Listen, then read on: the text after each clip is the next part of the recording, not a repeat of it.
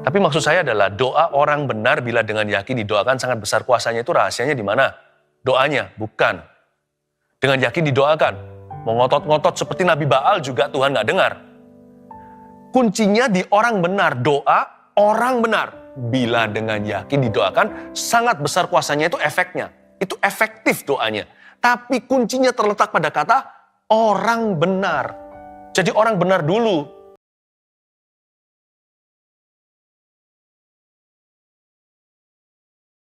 Sembunyikan hamba-Mu di balik salib-Mu. Ya Tuhan, urapi ya Tuhan Yesus hamba jadi pengajar umat-Mu untuk bisa mengajarkan apa yang benar dan apa yang mengubahkan kehidupan mereka. Dalam nama Yesus. Amin. Puji Tuhan. Saya bawa Anda ke dalam sekolah doa ya. Bukan sekolah beneran, sekolah Roh Kudus. Saya kasih judul doa yang efektif. Yes. Doa yang efektif. Buka bersama dengan saya di cerita Abraham di Kejadian pasal yang ke-18 ayat yang ke-22.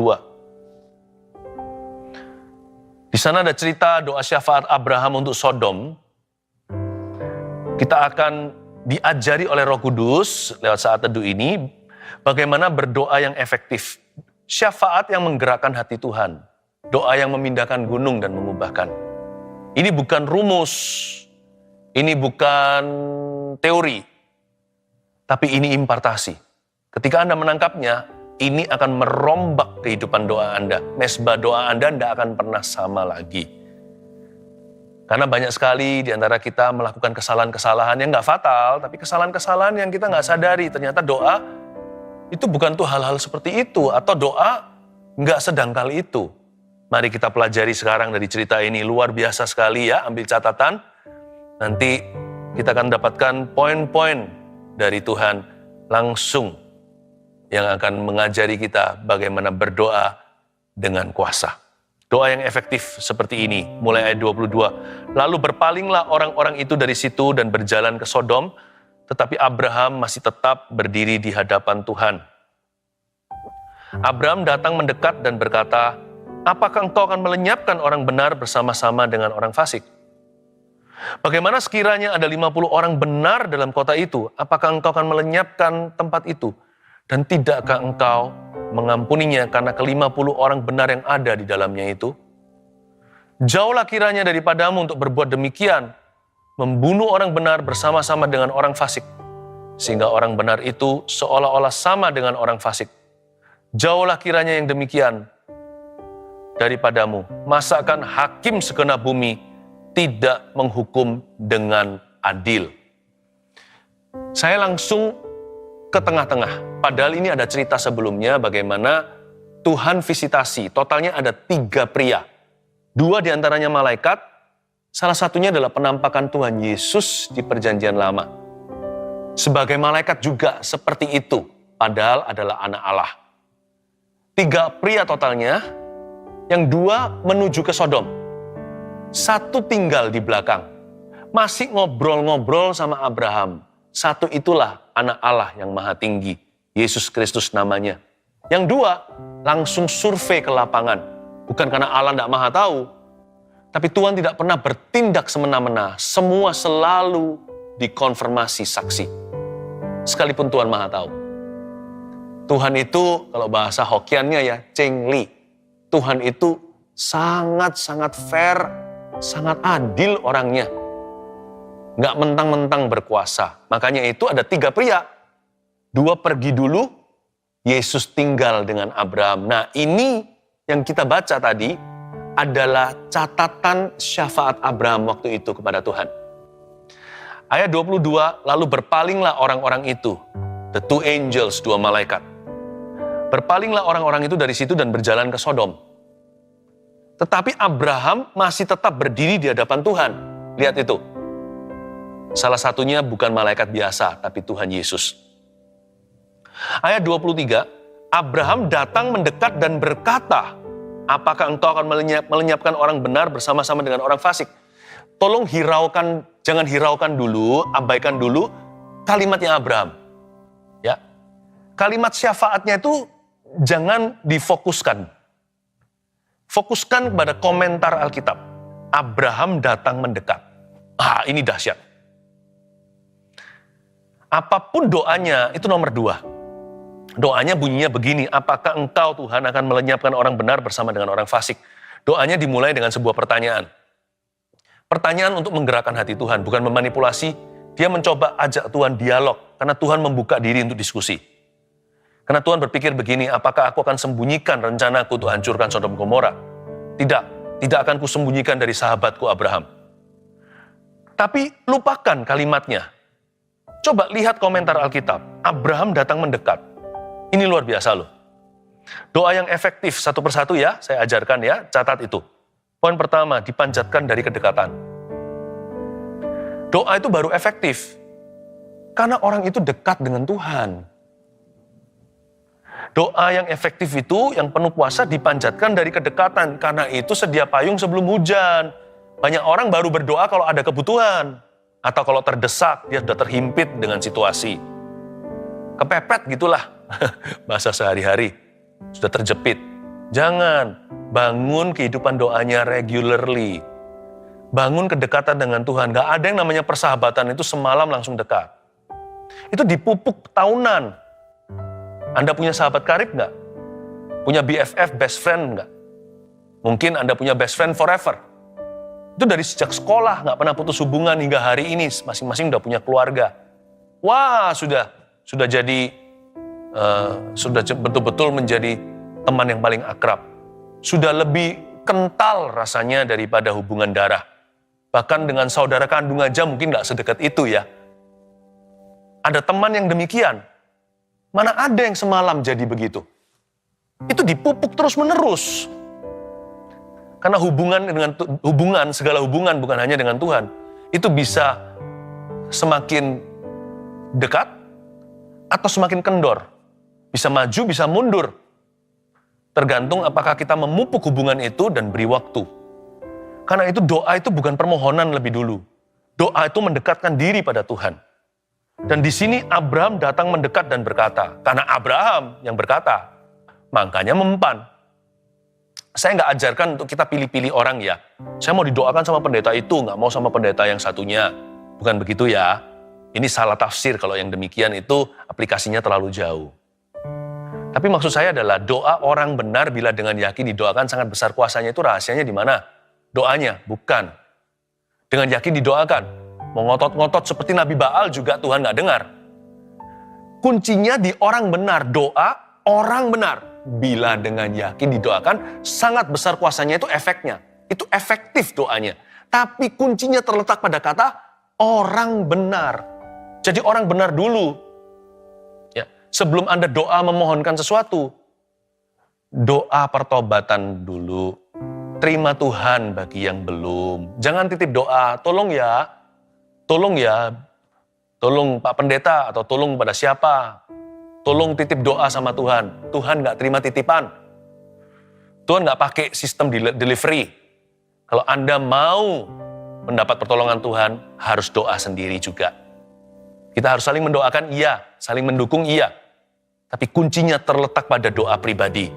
Apakah doamu efektif? Mungkin hubungannya lagi rusak sama Tuhan. Jadi sebelum minta-minta, seringkali kita harus datang dulu kepada Tuhan dan kembali dengan hati. Doa itu efektif karena dipanjatkan dari kedekatan. Abraham datang mendekat dan berkata, barulah dia mengatakan. Tahukah Anda, kedekatan dengan Tuhan itu adalah a position of power. Itu posisi kuasa. Makanya itu jangan hanya skip, jangan skip praise and worship. Langsung aja nanti pada waktu doa, saat teduh contohnya, langsung ke hikmat marifat. Waktu Pastor Philip bernubuat, jangan ikuti dari awal pujian penyembahan. Bahkan sudah ada pemanasannya, dengar kesaksian. Supaya kita dipanasi karena oleh darah anak domba dan oleh kesaksian iblis dikalahkan. Iman itu dibangun pelan-pelan dan waktu kita memuji menyembah Tuhan, itu posisi mendekat. Itu posisi kuasa. Itu seperti Abraham yang datang mendekat. Lalu baru kemudian berkata. Kalau nanti kita ke gereja, on-site, datang ke tempat ibadah, jangan kita skip, ya kan, skip sampai ke firman, bahkan sampai ke doa berkat saja. Hanya ceklok ceritanya sama Tuhan, Jangan. Latihlah dirimu beribadah. Latihan itu jangan curi. Latihan itu jangan korupsi. Kalau kita mau latihan badani, kalau kita repetisi berapa kali, sit up contohnya, atau kita lari berapa kilometer sehari, tolong jangan dipotong-potong dan dikorting-korting, jangan korupsi olahraga yang begitu baik bagi dirimu. Apalagi ibadah. Dari sini kita tahu doa itu efektif karena kita melatih diri kita beribadah kepada Tuhan. Karena kita itu sengaja mendekat. Makanya kata-katanya berbobot. Makanya kalimatnya berkuasa. Makanya dia tahu bagaimana berdoa sesuai dengan kehendak Allah. Makanya itu doanya didengar. Bukan karena kesalehannya, tapi karena hatinya sungguh-sungguh mencari wajah Allah. Lalu Abraham datang mendekat dan berkata, apakah engkau akan melenyapkan orang benar bersama-sama dengan orang fasik? Ayat 24. Bagaimana sekiranya ada 50 orang benar dalam kota itu? Apakah engkau akan melenyapkan tempat itu? Dan tidakkah engkau mengampuninya karena ke-50 orang benar yang ada di dalamnya itu? Abraham pasti kepikiran kemenakannya, yaitu Lot. Gimanapun juga Abraham sayang sama keponakan sendiri. Apalagi kalau keponakannya itu udah yatim piatu. Abraham pasti kepikiran waktu disebut Sodom akan dihancurkan. Langsung lemes dia. Aduh, kemenakanku ada di situ bersama dengan keluarganya. Di situ dia berdomisili, dia bekerja. Dan dia make family. Di sana dia besarkan keluarganya. Langsung dia beranikan diri loh di ayat 24. Dia nggak berani lancang sama Tuhan, dia tahu diri. Namun dia ngerti kuasa doa. Dia pakai kunci. Dia tahu bahwa doa itu bisa mengubah segala perkara. Doa itu adalah jalur naik banding kita kepada Allah. Kalau kita kalau kita berdoa di dalam nama Yesus, Bapa akan berdiskusi dengan kita. Karena Yesus itu adalah perantara. Tahu nggak? Abraham langsung menyaut begini, bagaimana sekiranya ada 50 orang benar dalam kota itu? Masa dia nggak tahu Lot itu jumlah keluarganya berapa? Dia tahulah, pasti mereka kontak-kontakan lah, bagaimanapun juga kerabat. Lot itu kan punya istri satu, dia punya 2 anak perempuan yang dicatat di Alkitab. Paling tidak di benak Abraham ada 4 orang. Lalu dia beranikan diri, kalau 4 ya, sedangkan Sodom Gomora itu kan ribuan. 4, gimana ya? Ini 4 yang aku peduli, ini ribuan juga yang kasihan kalau mereka hancur sekalian. Dia pilih angka 50 untuk memulai negosiasi. Luar biasa ya. Doa yang efektif itu bukan hanya dipanjatkan dari kedekatan. Doa yang efektif juga harus diutarakan secara spesifik. You begin with a number. Nggak selalu angka sih. Anda harus jelas cetuskan apa ekspektasimu? Apa yang Anda harapkan? Doa nggak boleh general, nggak boleh umum atau asal-asalan. Kebanyakan orang, apa yang mereka sebut doa itu sebenarnya hanyalah birthday wishes. Ya, I wish you all the best. Wish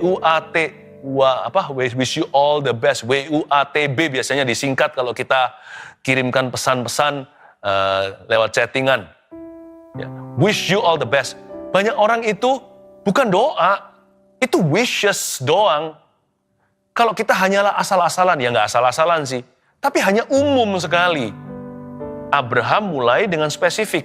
Dia tahu ribuan sedang dipertaruhkan, ada 4 yang dia pedulikan, dia mulai dengan 50. Tuhan, bagaimana sekiranya ada 50 orang di Sodom dan Gomora? Tidakkah engkau akan mengampuni kota itu? Pertama dipanjatkan dari kedekatan. Makanya doanya efektif. Karena Abraham berdoa dengan pengenalan. Lalu kemudian diutarakan secara spesifik. Coba kalau Anda berdoa, ujilah. Lewat doa itu Anda mau apa? Anda mau Tuhan lakukan apa? Apa harapan Anda? Bisa jadi harapan kita salah, makanya ada poin berikutnya. Ya, karena doa itu yang mendoakannya akan dievaluasi Tuhan dulu. Seperti proposal itu diaudit terlebih dahulu. Ya, Dipelajari ceritanya begitu, sekalipun Tuhan Maha tahu. Karena doa itu adalah komunikasi hati ke hati dengan yang Maha Kuasa, dengan Tuhan Yesus Kristus. Ayat 25. Jauhlah kiranya daripadamu, ini kalimat Abraham berikutnya, untuk berbuat demikian, membunuh orang benar bersama-sama dengan orang fasik, sehingga orang benar itu seolah-olah sama dengan orang fasik. Abraham dengan pedenya, dengan yakinnya berkata, Tuhanku nggak kayak gitu. Jauhlah kiranya daripadamu dengan M huruf besar itu Tuhan, untuk berbuat yang demikian. Masa Tuhan akan membunuh orang benar bersama dengan orang fasik? Jauhlah kiranya yang demikian daripadamu. Masa akan hakim segenap bumi tidak menghukum dengan adil?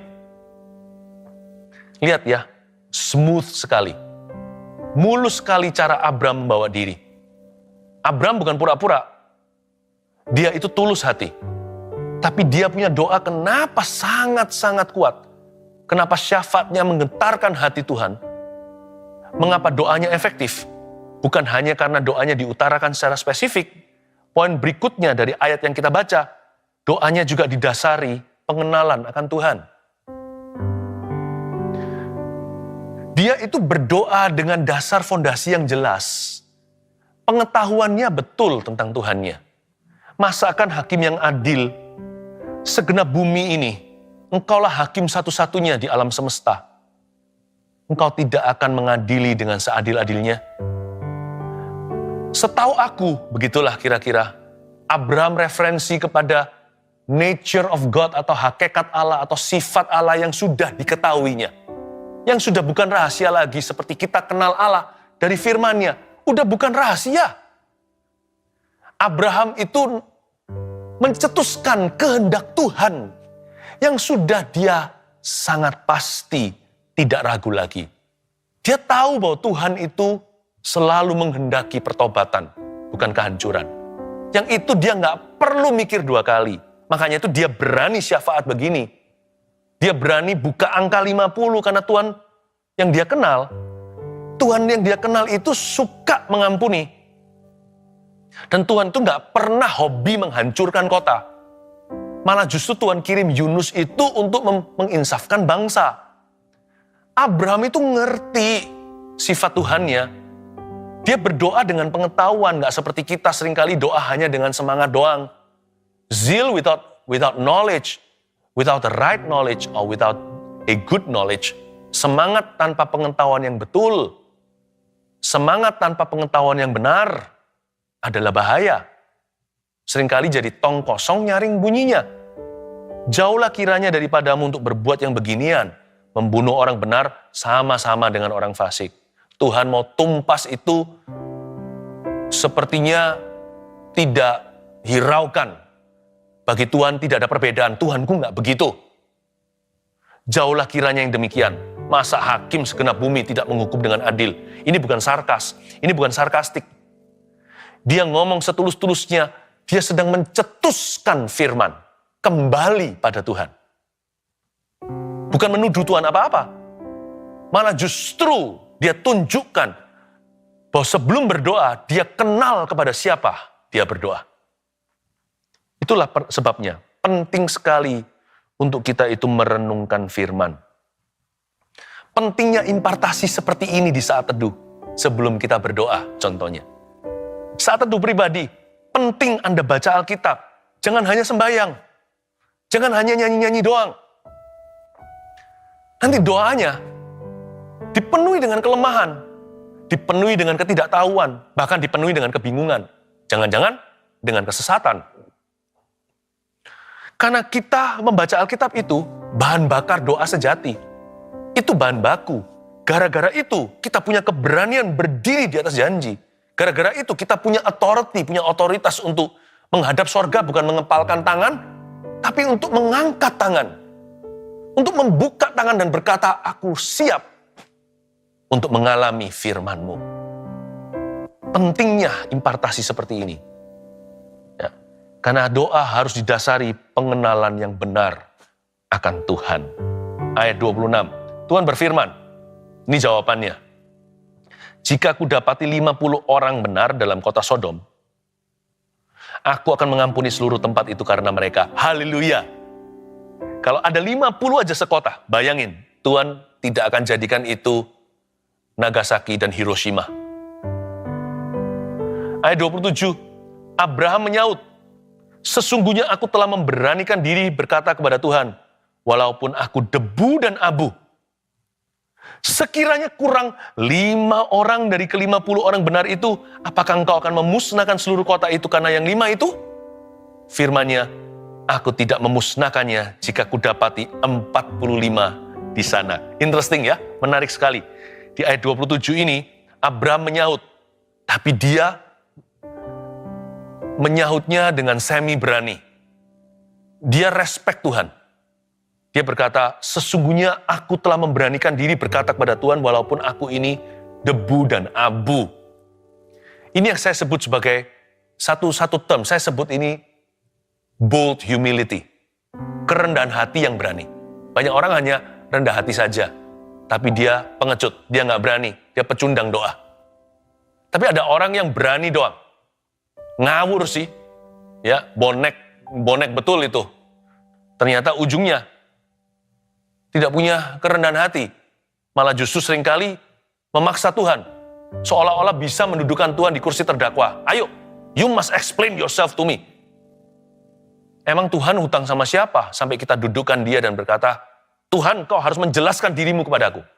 Dan kau harus menjelaskan mengapa engkau melakukan itu. Mengapa engkau tidak melakukan ini. Kenapa Tuhan harus menjawab kita? Kita yang harus jawab Tuhan. Bukan pencipta yang harus menjawab kepada ciptaannya. Ciptaannya yang harus menjawab kepada sang pencipta. God is not accountable to you. You are accountable to Him. Jadi kita yang harus memberi pertanggungjawaban. Siapakah kita? Suruh Tuhan mempertanggungjawabkan dirinya kepada kita. Bukankah Tuhan itu sudah membuktikan? Kita yang belum buktikan apa-apa. Bold humility adalah sebuah keberanian untuk naik banding lewat doa. Dan berkata, Tuhan, aku beranikan diri, maaf ya, I'm sorry, sekalipun aku debu dan abu. Dia humble, dia tahu diri, dia tahu dialah terdakwa.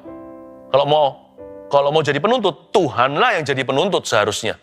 Dia ngerti dia debu dan abu. Dia humble dulu. Tapi dia nggak berhenti di humility, dia nggak berhenti di kerendahan hati. Dia maju selangkah lagi. Mil kedua adalah dia berani. Dan dia berkata, Tuhan, walaupun aku debu dan abu, kalau sampai minus 5 dari 50, masa gara-gara 5 Tuhan, tipis sekali, engkau akan hancurkan seluruh kota. Ini orang kalau nggak ngerti hati Allahnya nggak berani begini. Dia tahu bahwa Tuhan tidak pernah bersuka cita atas penghukuman. Yang Tuhan kehendaki dan rindukan adalah pertobatan. Dan Tuhan menjawabnya apa? Luar biasa ya. Tuhan berkata, firman-Nya, aku tidak akan memusnahkannya jika kudapati 45 di sana. Doa yang efektif itu bukan hanya dipanjatkan dari kedekatan atau diutarakan secara spesifik, tapi juga didasari pengenalan akan Tuhan. Lalu kemudian, poin berikutnya apa? Kita baca ayat selanjutnya. Ayat 29, lagi Abraham melanjutkan perkataannya kepadanya. Nggak selesai di situ, masih ada kelanjutannya. Sekiranya 40 didapati di sana. Lucu nggak? Turun 5 lagi. Kayaknya cuma turun 5 ya. Tapi 5 tambah 5 udah turun 10. Hebat Abraham, masa Tuhan nggak kerasa? Taulah, Tuhan yang izinkan dia to bargain with God. Tuhan tuh baik sekali, Tuhan izinkan kita tawar-menawar dengan dia. Asal di atas fondasi kebenaran. Kalau 40 gimana Tuhan? Firman-Nya, aku tidak akan berbuat demikian karena yang 40 itu. Lagi-lagi lihat coba ayat 30. Katanya, janganlah kiranya Tuhan murka. Lagi nih kelihatannya ya, kalau sudah ada kalimat pembukaannya, janganlah kiranya Tuhan murka, kayaknya dia nggak berhenti di sana. Kalau aku berkata sekali lagi, garis bawahi, berapa kali kata sekali lagi diulangi? Lagi dan lagi, kata lagi diucapkan kembali. Sekiranya 30 didapati di sana. Belum selesai bicara disaut sama Tuhan. Firman-Nya, aku tidak akan berbuat demikian jika aku dapati 30 di sana. Sahabat kan, nggak usah selesai kalimat, Tuhan sudah tahu. Ngerti. Nggak apa-apa. Sacap pun jadi. 30 pun aku ampuni. Ayat 31, katanya, sesungguhnya aku telah memberanikan diri berkata kepada Tuhan. Nah, kelihatannya belum berhenti. Abraham masih melaju. Dia masih tancap gas ini. Sekiranya 20 didapati di sana gimana? Firman-Nya, aku tidak akan memusnahkannya karena yang 20 itu. Ayat 32. Katanya, lagi, janganlah kiranya Tuhan murka. Ya. Ini untuk kedua kali si Abraham berkata, janganlah kiranya Tuhan murka. Kalau aku berkata sekali lagi, sekali ini saja, sekiranya 10 Tuhan, 10 didapati di situ. Firman-Nya, aku tidak akan memusnahkannya karena yang 10 itu. Lalu pergilah Tuhan setelah ia selesai berfirman kepada Abraham. Dan kembalilah Abraham ke tempat tinggalnya. Ayat 32, katanya, janganlah kiranya Tuhan murka kalau aku, garis bawahi itu, berkata lagi sekali ini saja. Lagi sekali ini saja, berkata lagi sekali ini saja. Apa sih?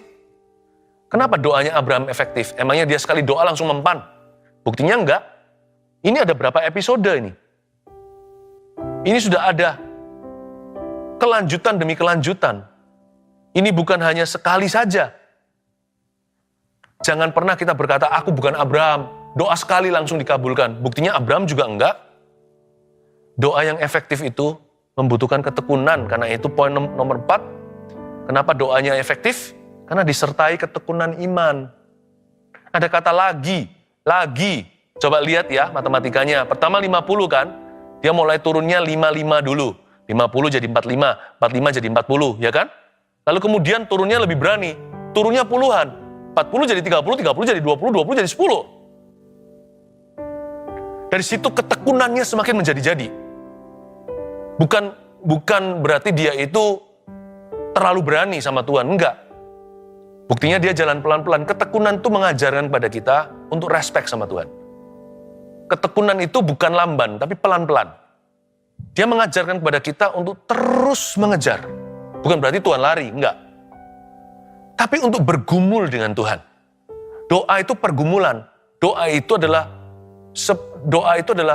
gelut dengan Tuhan. Seperti Yakub waktu itu berada di seberang sebelum ketemu sama Esau.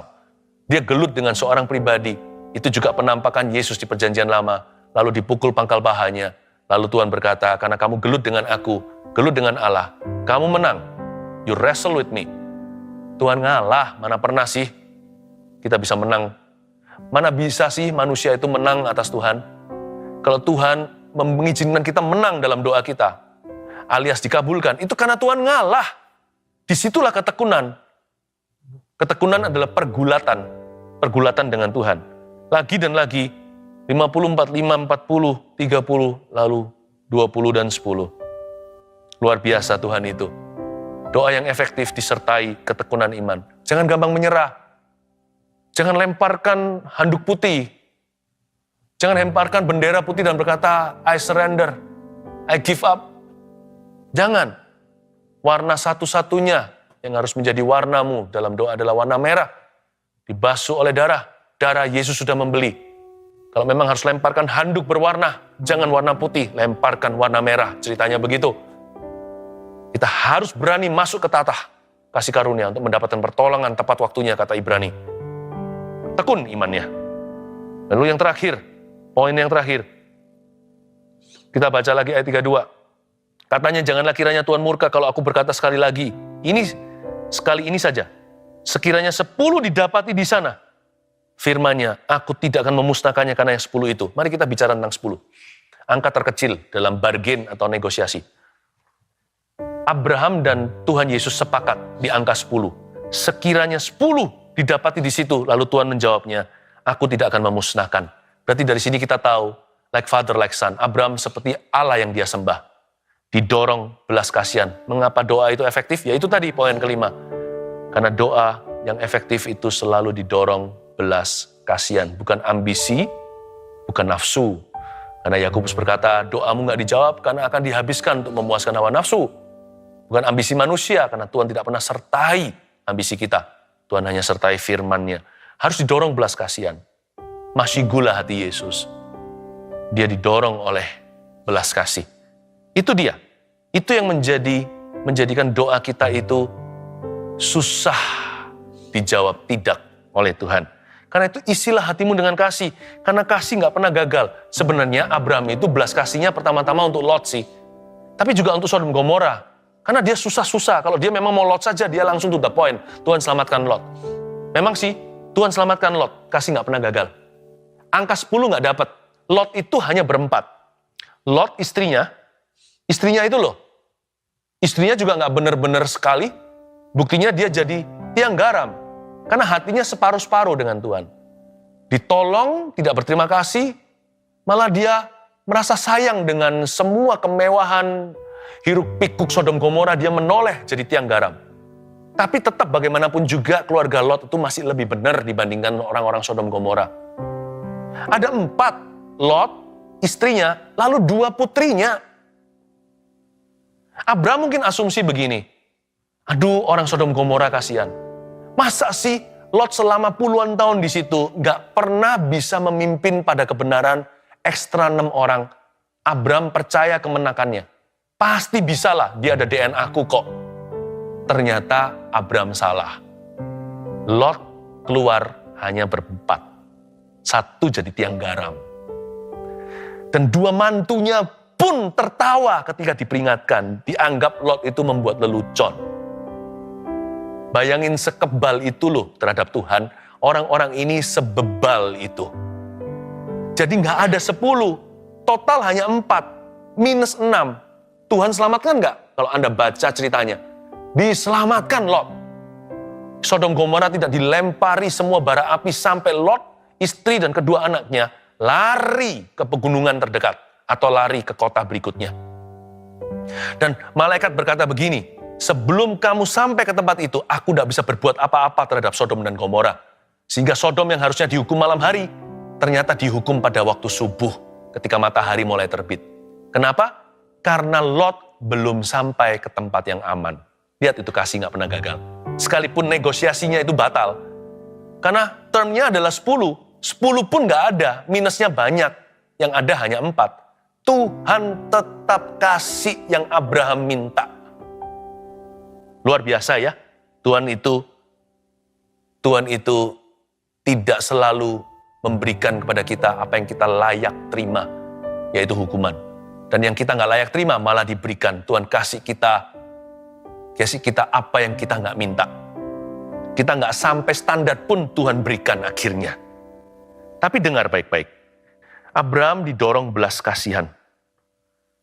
Sebenarnya Lot itu pun keluarganya nggak bagus, istrinya begitu, 2 anaknya incest sama papanya. Kedua putrinya itu tidur sama ayahnya sendiri. Papanya dibuat mabuk oleh anggur. Keluarlah Bani Moab dan Bani Amon.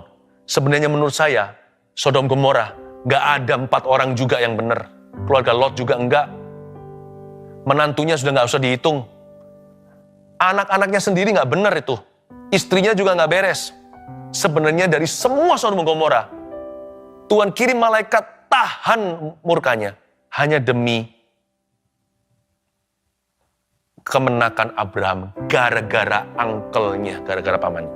Coba ya, dari seluruh Sodom hanya 1 yang benar. Hanya Abraham saja, keluarganya pun nggak beres itu.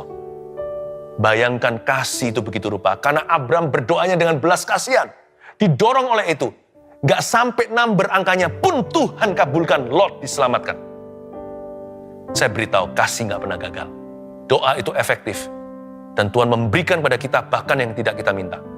Kalau nafas doa kita adalah kasih, bukan benci atau ambisi. Tanamkan itu, 5 poin ini. Doa yang efektif adalah 1, dipanjatkan dari kedekatan. 2, diutarakan secara spesifik. 3, didasari pengenalan akan Tuhan. 4, disertai ketekunan iman. 5, didorong belas kasihan. Saya yakin akan terjadi sesuatu yang besar dalam hidup doa Anda. Hari ini, mesbahmu dirombak oleh Tuhan. Saya ajak kita semuanya untuk melakukan sesuatu ya. Ada sebuah lagu yang saya mau nyanyikan. Saya kok digerakkan oleh Tuhan untuk mendorong Anda bersyafaat bagi keluarga yang belum diselamatkan. Jadi nanti tolong di komentar bisa tulis saja, simple aja, selamatkan papa, selamatkan anakku, selamatkan istriku, tulis gitu, selamatkan temanku. Jikalau kurang etis menyebut nama, Anda bisa sebut aja mereka itu siapa. Atau kalau Anda mau sebut nama juga nggak apa-apa, selamatkan Roni, selamatkan Cindy. Ya nanti biar Tuhan yang mendengar semuanya, sebab permohonan doa itu semua kepada Tuhan. Tuhan yang bisa tahu doa, mendengar, Tuhan juga bisa membacanya. Tulis begitu aja, dan saya yakin nanti semua yang dituliskan itu tindakan iman. Ayo kita syafaat. Saya ajak kita untuk sungguh-sungguh doa untuk keluarga yang belum diselamatkan. Ada sebuah lagu yang saya nyanyikan dulu sampai nangis terseduh-seduh. Waktu saya menyanyikan lagu ini di Vancouver, Kanada, waktu saya masih sekolah, Tuhan ajari saya untuk terbeban seperti Abraham mengasihi Lot. Kita terbeban untuk mereka yang masih terhilang, mereka yang belum percaya Tuhan, mereka yang belum pernah mengalami kasih Kristus, mereka yang dosanya belum diampuni, dan mereka yang belum memperoleh hidup yang kekal. Ya, terimalah berkat dari Allah Bapa, Allah Putra, dan Allah Roh Kudus menyertaimu dari sekarang sampai selama-lamanya. Dalam nama Yesus, amin.